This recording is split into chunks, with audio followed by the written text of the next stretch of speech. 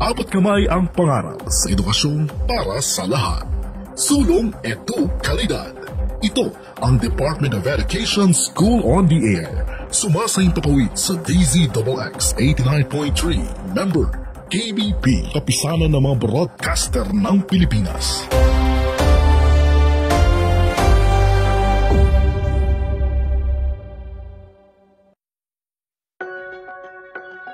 Halina't matuto sa pakikinig sa Paaralang Panghimpapawid sa Filipino para sa ikapitong baitang.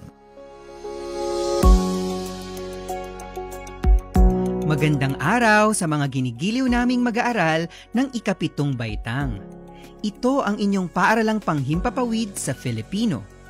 Ako ang inyong lingkod, Mark Lester Chico mula sa San Pablo Science High School. At ako naman si Trina Mendoza mula sa Tuntungin Putho National High School. Nagagalak kami na makasama kayo sa ating pag-aaral sa pamamagitan ng radyo. Siguruhin niyong kayo ay nasa isang komportableng lugar at maayos na nakakapakinig ng ating broadcast. Matanong ko lang, kumain na ba kayo? Ako, teacher, kumain na! Mabuti kasi kung may laman ang ating mga tiyan upang maging alerto ang ating pag-iisip at maayos na maunawaan ang ating aralin ngayong araw. Sa puntong ito, nais naming kunin ninyo ang inyong handout para sa leksyon ukol sa mga pahayag sa pagbibigay ng mga patunay. Inuulit ko, ang leksyon natin ngayon ay tungkol sa mga pahayag sa pagbibigay ng mga patunay. Sige, kunin nyo na ang inyong handout.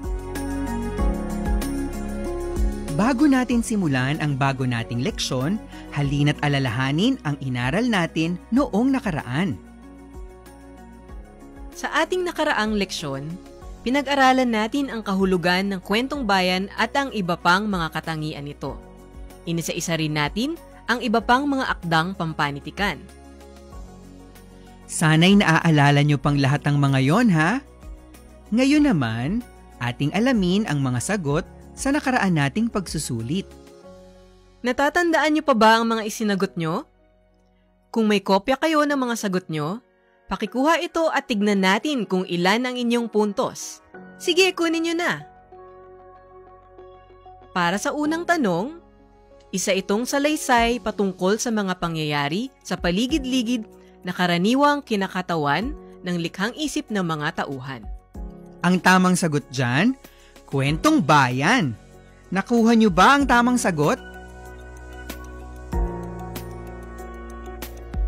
Para naman sa ikalawang tanong, bukod sa kwentong bayan, magbigay ng 4 na iba pang mga akdang pampanitikan. Nako, maraming pwedeng sagot dyan, di ba, teacher? Tama! Alinman sa mga ito ay maaari niyong sagot. Alamat, awiting bayan, bugtong, bulong, dula, epiko, kawikaan, at kwentong pambata. Pwede rin ang maikling kwento, mito, nobela, pabula, salawikain, sanaysay, sawikain, talambuhay, tula, pamahiin o salaysayin. Tsak na nakapagsagot kayo ng 4 mula sa mahabang listahang yan. Ilan lahat ang tamang sagot nyo? Umaasa kaming nasagutan nyo ng mahusay ang ating huling pagsusulit. Mamaya, may maikling pagsusulit ulit tayo. Huwag kayong mag-alala, tsak na masasagutan nyo yang mabuti, basta't makikinig kayo sa ating leksyon. O siya, alamin na natin kung sino-sino ang nakakuha ng pinakamatataas na score. Narito na ang mga top-notchers sa ating maikling pagsusulit ukol sa mga akdang pampanitikan. Ang mga nakakuha ng 5 tamang sagot ay sina Benji Flor, Tati Osalia, Thea Tirol at RJ Galang. Ang ilan naman ay nakakuha ng 4 na tamang sagot. Kabilang dyan sina Chato Cabrera, Chris Calamlam at Marifi Magsino. Binabati ko kayong lahat. Sa mga hindi naman napasama ngayon, may tsansa pa kayo sa susunod. Kapit lang.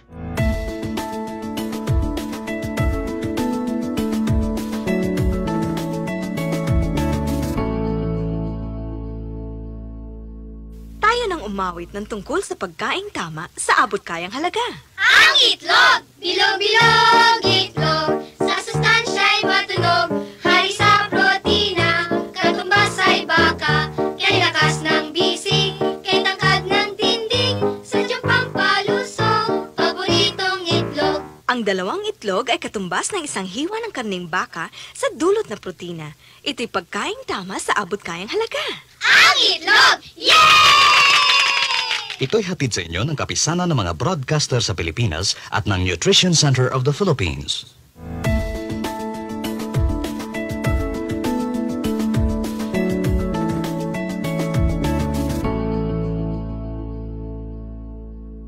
Ngayon ay handa na tayo para sa panibagong aralin.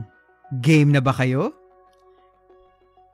Kung kailangan niyo magbanyo, gawin niyo na yan ngayon dahil sa ilang saglit lang ay ihahatid na sa atin ng ating guro ang bago nating leksyon. Gaya ng nabanggit namin kanina, ang ating leksyon ngayong araw ay tungkol sa mga pahayag sa pagbibigay ng mga patunay. Kunin nyo na ang inyong handout para rito upang masundan nyo ang ating radio teacher na si Binibining Luis Villanueva. Kung handa na kayo, narito na si Teacher Luis mula sa mataas na paaralan ng Kalawan, Laguna.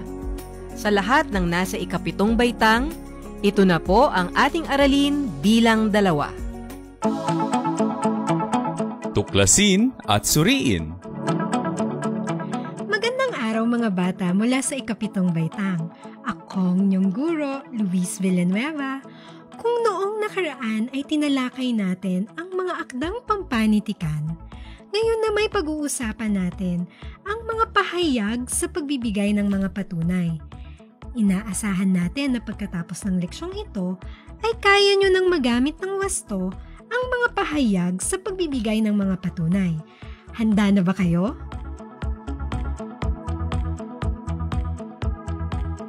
Kunin na ang inyong notebook at ballpen at magsisimula na tayo. Ang ating tatalakayin ay mga pahayag sa pagbibigay ng mga patunay. Alam nyo, upang mapatunayan ang katotohanan sa mga pahayag, kailangang suportado ito ng ebidensya at datos. Uulitin ko, ang mga pahayag ay nagtataglay ng katotohanan kung ito ay may sapat na ebidensya at datos. Kumbaga, may iba pang pahayag na ginagamit upang patunayan ang katotohanan ng isang pahayag. Ipaliliwanag ko pa yan ng mas maigi. May mga pahayag o salaysay na ginagamit sa pagpapatunay ng katotohanan ng isang bagay. Isipin nyo, kapag sinabi kong mabigat ang bitbit kong mga libro, kailangan ko itong suportahan ng karagdagang pahayag. Sa tingin nyo, anong pahayag kaya ito? Tama! Pwedeng sabihin ko kung ilang libro ang dala ko. Sa ganitong paraan, mas naliliwanagan ang taong nakaririnig ng pahayag kung gaano kabigat ang dala kong libro. Makatutulong ang mga pahayag na ito upang tayo'y makapagpatunay. Ang mga pahayag ding ito'y makatutulong upang maging katanggap-tanggap ang ating paliwanag. O kaya naman maging kapani-paniwala sa mga tagapakinig. Karaniwang ang mga pahayag na ito'y dinurugtungan na rin ng datos o ebidensya na lalo pang makakapagpatunay sa katotohanan ng inilalahad. Gaya sa aking halimbawa kanina, kung ibibigay ko ang bilang ng librong dala ko, mas mauunawaan nyo ang pakiramdam ko habang buhat ko ang mga ito. Kapag sinabi kong mabigat ang dala kong mga libro, mas mararamdaman nyo ang bigat kapag sinabi kong may dala akong 10 libro. Lalo pang magiging malinaw sa inyo ang bigat ng dala ko kung sasabihin kong may dala akong 10 libro na tig-iisang dangkalang kapal. Nauunawaan nyo ba? May mga uri ng pahayag na ginagamit sa pagbibigay ng patunay. Iisa-isahin natin ang mga ito. Una, dokumentaryong ebidensya. Pangalawa, kapani-paniwala. Pangatlo, taglay ang matibay na konklusyon. Pang-apat, nagpapahiwatig. Pang-lima, nagpapakita. Pang-anim, nagpapatunay o katunayan. At pang-pito, pinatutunayan ng mga detalye. Sige nga, sabayan niyo ako at ulitin natin ang 7 mga uri ng pahayag na ginagamit sa pagbibigay ng patunay. Una, dokumentaryong ebidensya. Pangalawa, kapani-paniwala. Pangatlo, taglay ang matibay na konklusyon. Pang-apat, nagpapahiwatig. Pang-lima, nagpapakita. Pang-anim, nagpapatunay o katunayan. At pang-pito, pinatutunayan ng mga detalye. Tingnan nyo sa inyong handout ang listahan ng mga ito. Sundan nyo ako habang tinatalakay natin ang bawat isa. Ang una ay dokumentaryong ebidensya. Sa isang pahayag sa media, mahalaga ang mga dokumentaryong ebidensya. Ang mga ito ay mga ebidensyang magpapatunay na maaaring nakasulat o kaya iyong aktwal na makikita gaya ng larawan o video. Ang ikalawang pahayag sa pagbibigay patunay ay kapani-paniwala. Ulitin nyo nga, kapani-paniwala. Ang paggamit ng salitang kapani-paniwala sa isang pangungusap ay nagpapakita na ang ebidensya, patunay, at iba pang kalakip na ebidensya ay nakapagpapatotoo. Ikatlo naman, ginagamit ang pariralang taglay ang matibay na konklusyon sa isang katunayang pinalalakas ng ebidensya, pruweba, o impormasyon na totoo ang pinatutunayan. Ibig sabihin, sinasabi ang mga salitang taglay ang matibay na konklusyon kung ito ay may kaakibat na pruweba o pagpapatotoo. Tatlong pahayag na ang aking nabanggit. Una, dokumentaryong ebidensya. Pangalawa, kapani-paniwala. At ikatlo, taglay ang matibay na konklusyon. Nasundan niyo pa ba? Ang ikaapat namang pahayag na nagbibigay patunay ay ang salitang nagpapahiwatig. Ang nagpapahiwatig ay nangangahulugan ng patunay o ebidensya na hindi direktang makikita, maririnig o mahihipo, subalit sa pamamagitan ng pahiwatig ay masasalamin ng katotohanan.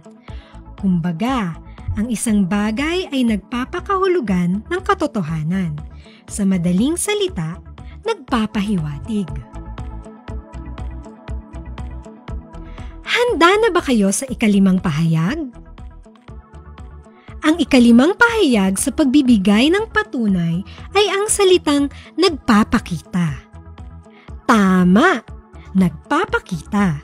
Ito ay salitang ginagamit upang isaad na ang isang bagay na pinatutunayan ay talagang totoo o tunay dahil sa ipinakikita nito. May dalawa pang pahayag. Siguruhing habang binabanggit ko ang mga ito ay sinusundan nyo ang inyong mga handout. Ayos ba? Ito na ang ika-6. Ang ika-6 na salitang nagbibigay patunay ay ang salitang nagpapatunay o katunayan. Huwag kayong malito ha! Ang salitang nagpapatunay o katunayan ay ginagamit upang magsabi o magsaad ng pananalig o paniniwala sa ipinahahayag. Muli, ang ika-6 na salita ay nagpapatunay o katunayan. Naka-7 pahayag na tayo. Naaalala nyo pa ba ang naunang 6? Ano-ano nga ang mga ito? Dokumentaryong ebidensya. Kapani-paniwala. Taglay ang matibay na konklusyon. Nagpapahiwatig, nagpapakita, at nagpapatunay o katunayan. Magaling! Ang panghuli o pampito ay ang pariralang pinatutunayan ng mga detalye. Ang pariralang pinatutunayan ng mga detalye ay pahayag na nagsasabing makikita mula sa mga detalye ang patunay sa isang pahayag. Ibig sabihin nito, mahalagang masuri ang mga detalye para makita ang katotohanan sa pahayag. Muli, ang 7 mga pahayag na ginagamit sa pagbibigay ng patunay ay ang mga sumusunod. Una, dokumentaryong ebidensya. Pangalawa, kapani-paniwala. Pangatlo, taglay ang matibay na konklusyon. Pang-4, nagpapahiwatig. Pang-5, nagpapakita. Pang-6, nagpapatunay o katunayan. At pang-7, pinatutunayan ng mga detalye. Sana'y naunawaan nyo ang mga pahayag o salaysay na ginagamit sa pagpapatunay ng katotohanan ng isang bagay o pahayag. Sa mga ulat sa media o kaya naman ay sa mga hatol sa korte, maging sa mga normal na talastasan o kwentuhan, maririnig nyo ang mga pahayag na ito. Hanggang sa susunod nating leksyon, ako ang inyong guro sa Himpapawid, Luis Villanueva, mula sa Mataas na Paaralan ng Kalawan para sa Paaralang Panghimpapawid sa Grade 7 Filipino. Kung may hindi kayo nauunawaan, tutulungan kayo ng ating mga hosts na sina Teacher Mark at Teacher Trina para sa recap ng ating napag-usapan. May karagdagan din tulong mula sa inyong mga handout. Galingan nyo sa ating maikling pagsusulit mamaya, ha? Salamat! Narinig nyo si Binibining Luis Villanueva na guro ng Filipino mula sa Kalawan, Laguna. Talagang napakahusay niya, tama? Natutunan natin sa kanya ang tungkol sa mga pahayag o salaysay na ginagamit sa pagpapatunay ng katotohanan ng isa pang bagay o pahayag. Enjoy, hindi ba? Tama! O siya, recap tayo maya-maya pagkatapos ng isang paalala.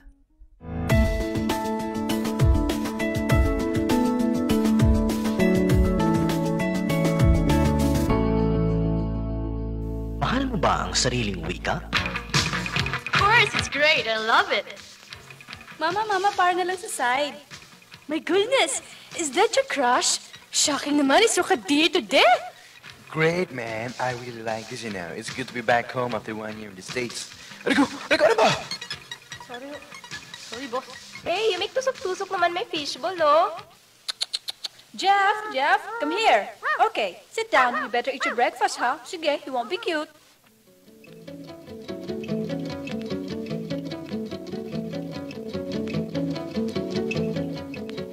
Kaibigan, di masamang gumamit ng wikang dayuhan, pero wag mo namang kalimutan ang wikang kinagisnan.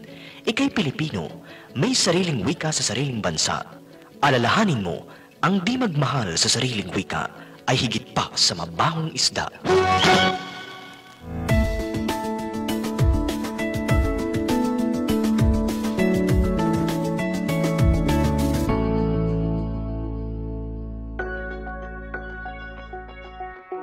Nagbabalik tayo sa ating paaralang panghimpapawid sa Grade 7 Filipino.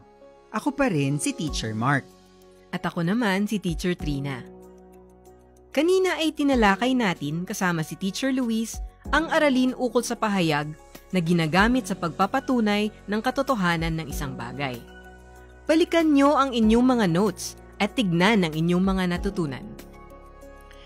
Ibinahagi sa atin ni Teacher Luis na may 7 pahayag na ginagamit sa pagpapatunay. Una, ang dokumentaryong ebidensya. Maaari itong nakasulat o kaya ay larawan o video.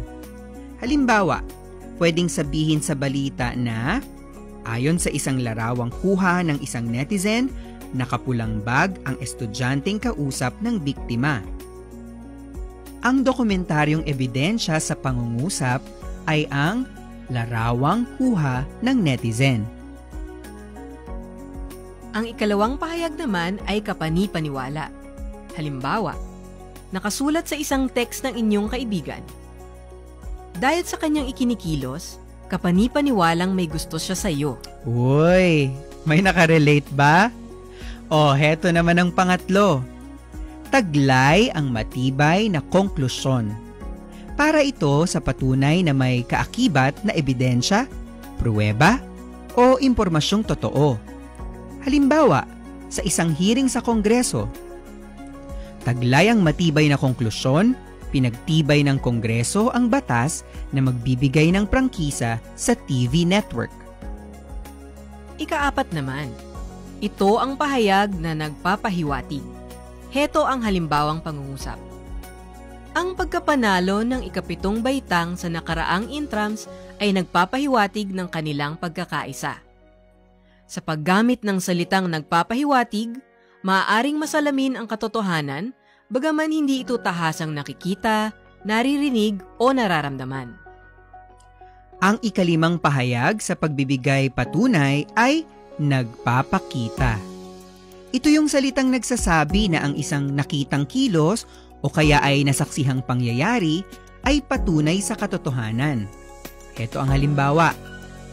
Ang pag-iwas niya sa mga reporter ay nagpapakita na hindi pa siya handang pag-usapan ang kaso. Ang ika-6 namang pahayag ay ang nagpapatunay o katunayan o ang mismong salitang patunay. Ipinahihiwatig nito ang pananalig o paniniwala sa ipinapahayag.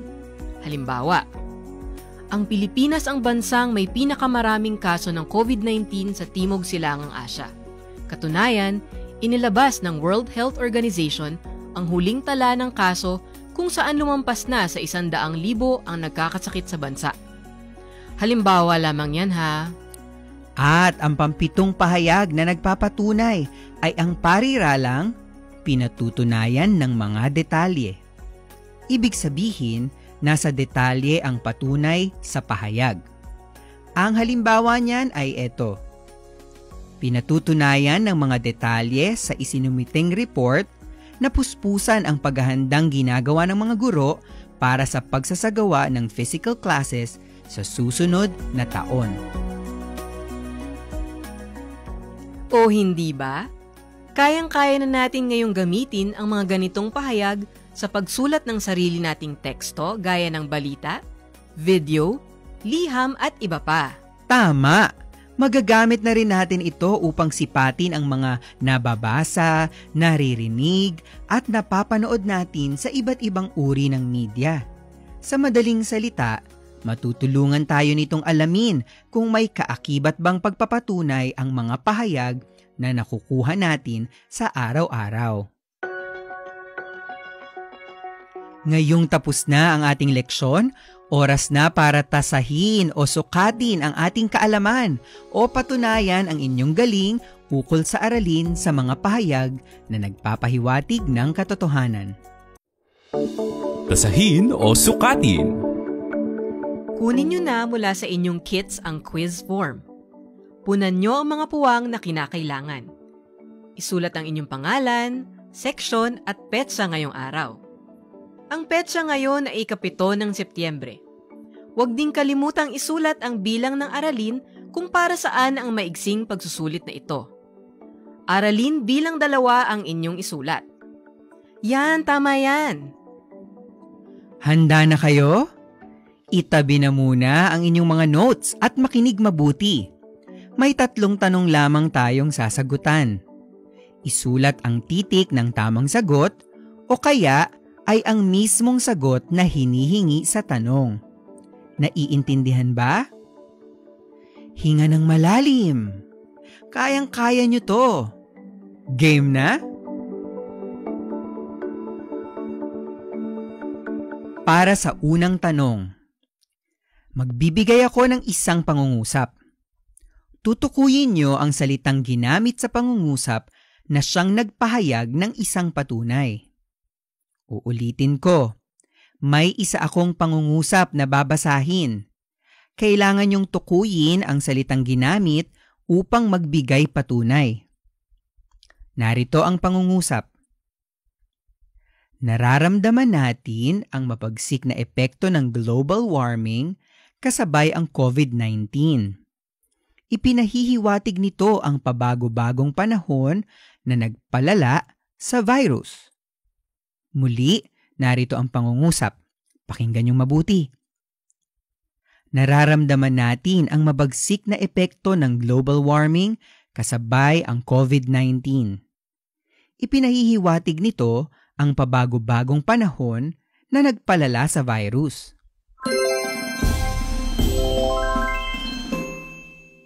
Ang tanong, anong salita ang ginamit sa pangungusap upang ipahayag ang isang patunay? Mula sa pangungusap, anong salita ang ginamit upang ipahayag ang isang patunay? A. Nararamdaman. B. Mabagsik. C. Ipinahihiwatig. O D. Pabago-bago. Anong salita ang ginamit sa pangungusap upang ipahayag ang isang patunay? A. Nararamdaman. B. Mabagsik. C. Ipinahihiwatig. O D. Pabago-bago. Isulat nyo ang titik ng inyong sagot.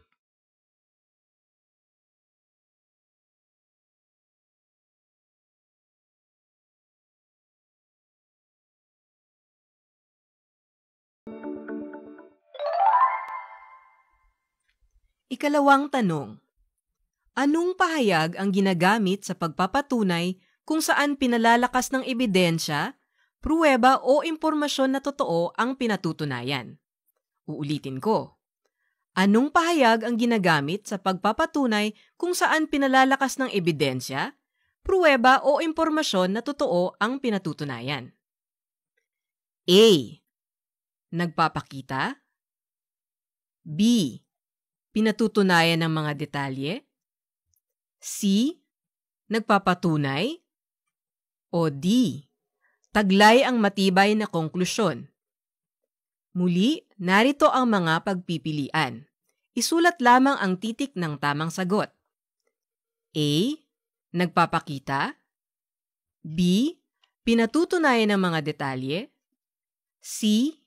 Nagpapatunay. O D. Taglay ang matibay na konklusyon.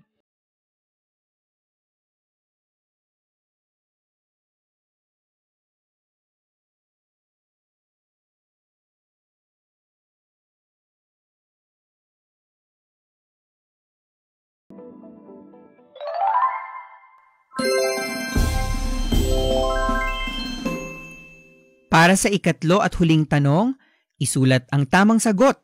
Walang pagpipilian dito.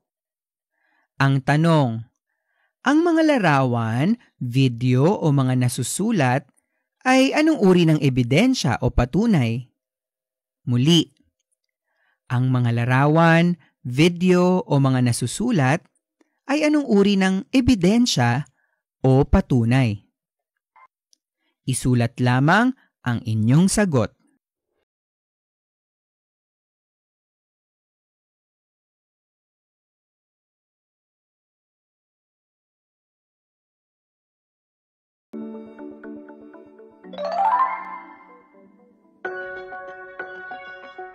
Diyan nagtatapos ang ating maigsing pagsusulit. Nasagutan niyo ba lahat ang tanong? Siguruhing napunan nyo ang mga puwang na kailangang sagutan, ha? Kung may tanong kayo o nais linawin, isulat nyo na rin ang mga ito. Isama nyo na rin ang inyong mga pagbati o kaya ay mga request. Oo nga, pwede rin ang mga request ng kantang nais nyong marinig sa ating paaralang panghimpapawid.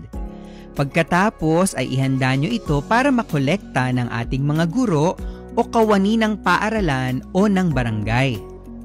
Sa mga pumili naman na mag-text ng kanilang mga sagot at feedback, siguruhing isend nyo na yan ngayon sa numerong nakalagay sa inyong kits.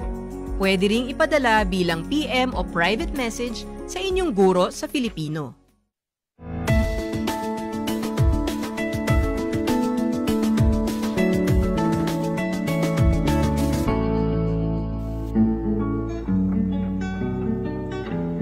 Ba't ka pa sasakay kung malapit lang? Ba't ka pa gagastos kung may paa naman? Maglakad na lang, ito'y makabubuti pa. Makatitipid ka na, sisigla ka pa kung maglalakad na lang, imbis na sasakay. Perang may ipon, magagamit para sa iba. Maglakad na lang, tayo'y maglakad. Maglakad para sa inyong kalusugan.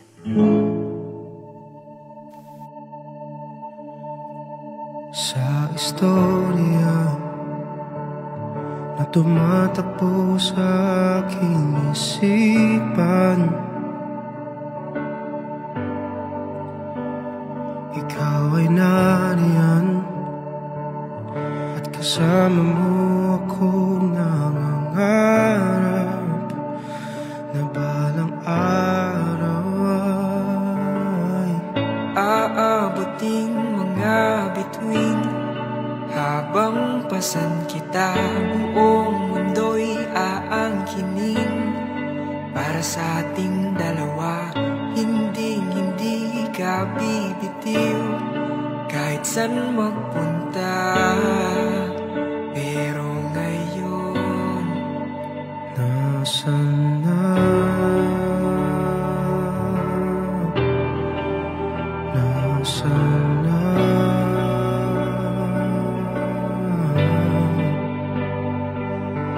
Ang sabi mo hindi ka bibitiw, pero nasan na?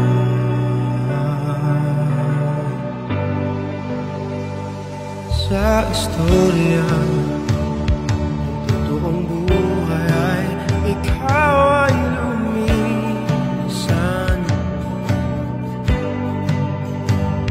Hindi na nakita, di na kinausap, parang di na maalala, di na maalala na. Abutin mga bituin, habang pasan kita, buong mundo'y aangkinin. Para sa ating dalawa, hindi ka bibitiw. Kahit saan magpunta, pero ngayon nasan na?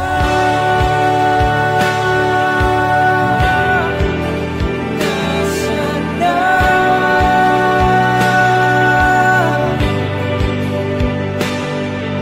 Ang sabi mo hindi ka bibitiw, pero nasan na?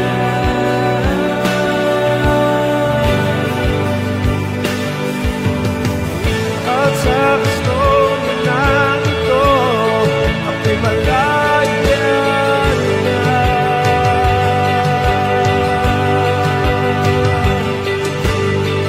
Magpapatuloy ang mundo kahit na mag-isa.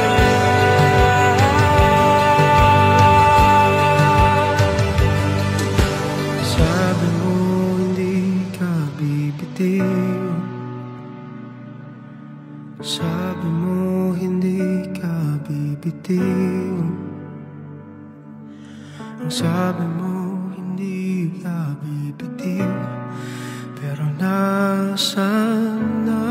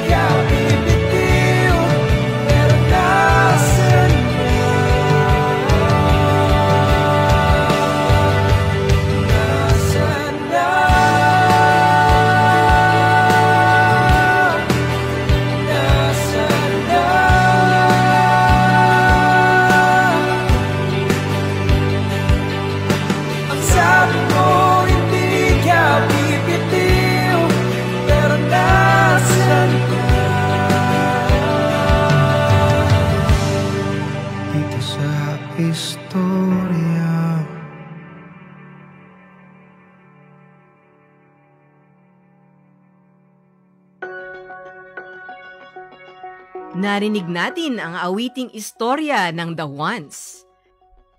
Request yan ni na Juvie Gopela at Grace Mapakpak mula sa Section Sampaguita.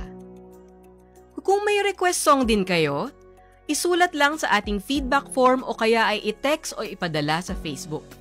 Uulitin ko, huwag niyong kalimutang ipasa ang inyong quiz at feedback forms ha. Ngayon naman, babasahin namin ang inyong mga tanong at pagbati. Tanong ni Chad Roble ng Section Rosal. Sino po ang sumulat ng maikling kwentong Sinsil Boys? Kilala ko yan! Ang sumulat ng Sinsil Boys ay si Herman Hervasio. Yan ba ang aaralin mong maikling kwento, Chad? Tungkol yan sa mga batang lumalangoy malapit sa pantalan para humingi ng barya sa mga pasahero ng barko. Uy, nabasa ko rin yung kwentong yan, Teacher Trina. Heto naman, pagbati at comment galing kay Joey Pelayo. Binabati niya si Sir Lester Ordan ng Batangas at ang sabi niya, nakakatuwa pong makilala kayong dalawang host na mga guro sa ibang lugar. Mahusay din po si Teacher Luis na napakamalumanay magpaliwanag. Salamat po. Walang anuman, Joey. Salamat din sa iyong magandang mensahe.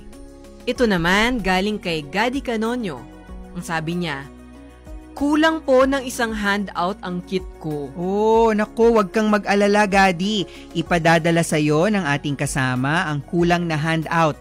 Antabayanan mo lang. Muli, salamat sa inyong mga mensahe, pagbati at mga paalala. Isang leksyon na naman ang ating natapos. Upang mas maunawaan nyo pa ang ating aralin ukol sa mga pahayag na nagbibigay patunay, basahin nyo ang pahina bilang 7 hanggang 14 ng inyong mga modules. Nakalakip din dyan ang isang sanayang gawain sa pahina bilang 17. Maaari nyo itong sagutan at gawin upang mas mahasa ang inyong galing sa ating aralin. Hihintayin din ng inyong mga guro ang inyong text message ukol sa inyong proyekto. Ipadala nyo ito sa numerong nakalagay sa inyong kits. Kung kaya, pwede ring magpadala ng email o kaya ay mensahe sa Facebook. Nakasulat din sa inyong kits ang mga detalye. Ang susunod nating aralin ay ukol sa iba't ibang salawikain. Siguruhing tumutok sa ating paaralang panghimpapawid tuwing Lunes, alas 10 ng umaga. Hanggang sa muli, ako si Trina Mendoza. At ako naman si Mark Lester Chico. Laging tandaan, mag-aral ng mabuti. Ito ang susi natin tungo sa isang masaganang bukas. Paalam!